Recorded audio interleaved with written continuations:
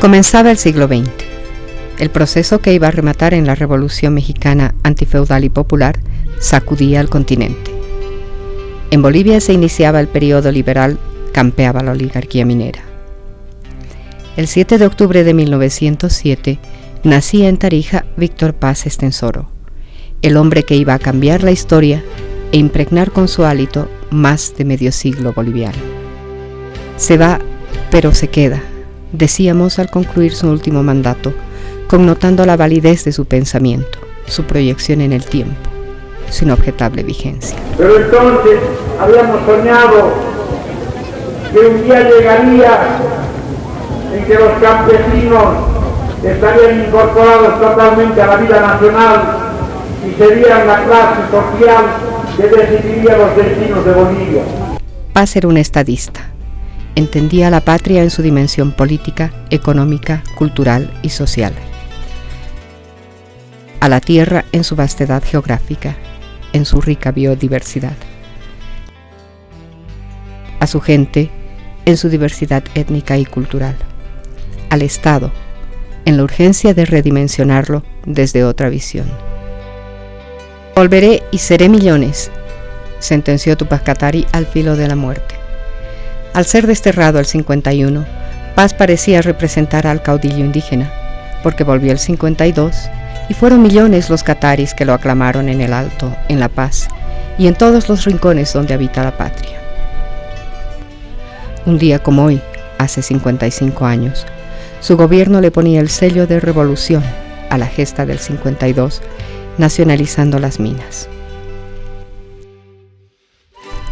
El 2 de agosto de 1953, Paz Estenssoro decreta la reforma agraria y luego el voto universal, la reforma educativa.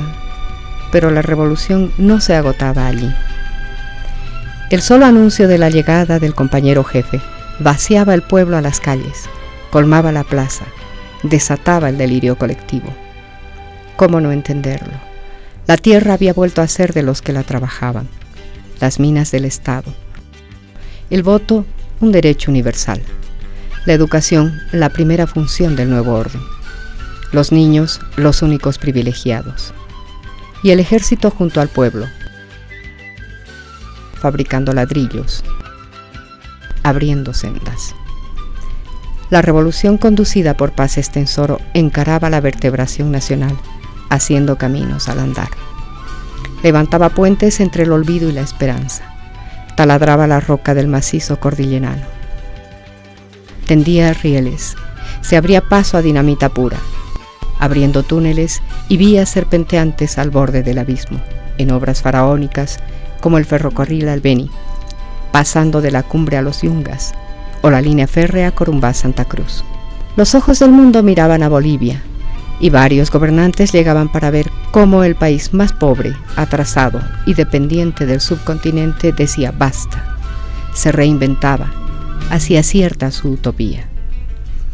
Quién sabe, ese tiempo fue el único en que el pueblo fue feliz, orgulloso de tener un presidente que lo representaba dignamente, defendía su revolución, negociaba desde ella con príncipes, presidentes, mandatarios socialistas, jefes de gobierno de países vecinos y de la gran potencia del norte. Conocía el país, lo asumía diverso y único. Hay un elemento que es básico, que es el de la solidaridad. Solidaridad entre todos los seres humanos que habitan una nación. Entonces, ¿cómo podía haber solidaridad entre los bolivianos si la mayor parte de los bolivianos, que son los campesinos, estaban en la condición de siervos? ¿Qué solidaridad podía haber entre el siervo y los señores? No existía ninguna. Lo amaba en cuerpo y espíritu, en la creatividad de su gente, en las huellas del arte colonial labrado por manos indias, en su música, en sus danzas, en su historia. Pocos lo vieron caminar los palacios, abiertos solo para él, sin un alma adentro. Y escucharon el eco de sus pasos, viéndolo observar cada detalle, haciendo volar la imaginación, como filmándolo todo en plano secuencia a la manera de San Ginés. El presidente caminaba pensando quizás, ¿a aquí está faltando algo. Y a la idea, a la acción. Su amigo trotskista y compañero de guerra, Miguel Alandia Pantoja, el pincel mayor de la pintura social sudamericana, plasmó en uno y otro palacio el antes y el ahora de la revolución boliviana. Pero iba a venir la restauración y con ella la barbarie. Barrientos Ortuño no solo cerró el ciclo revolucionario, destruyó la obra más representativa de la muralística sudamericana del siglo XX.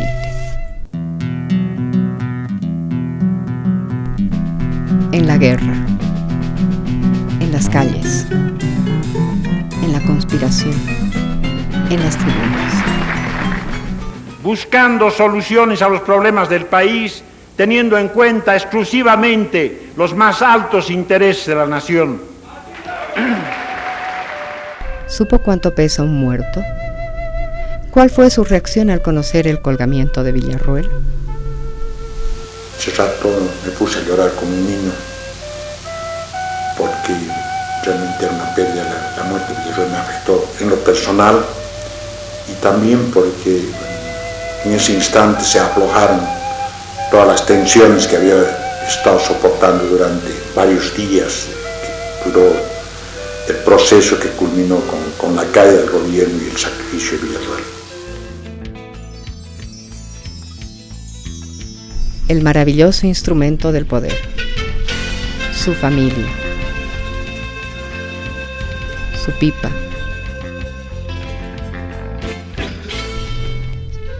No fue un intelectual, no ha escrito libros.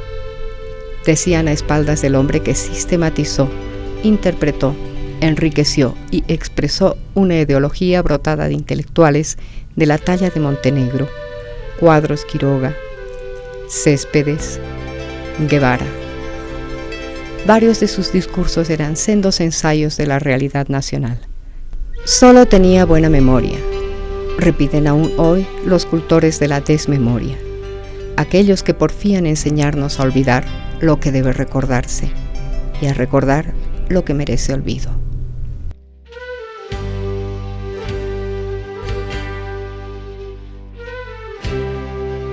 ¿Qué sabrán ellos de Borges? ¿Qué sabrán ellos de Paz? Víctor Paz Estenssoro vino con el siglo, creció con él y no quiso irse sin trascenderlo. Hay muchas maneras de decir te quiero a la patria, diría el caudillo. Una de ellas es haciendo una revolución desde el pueblo, con el pueblo y para él. Una revolución propia, original, que puso patas arriba a la ortodoxia marxista y capitalista. Causó arrebatos en la Casa Blanca y pervive en la memoria social, a pesar de todo. Y otra, a riesgo de perderlo todo antes del fin, volviendo para resolver la crisis.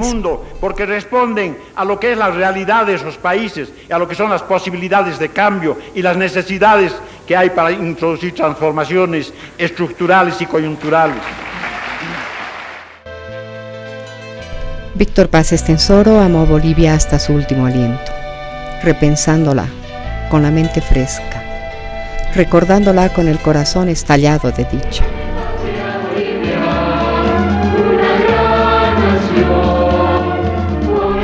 Vivo, hoy como ayer, viviendo hasta su última agonía en la esperanza de llegar a ser no solo un recuerdo.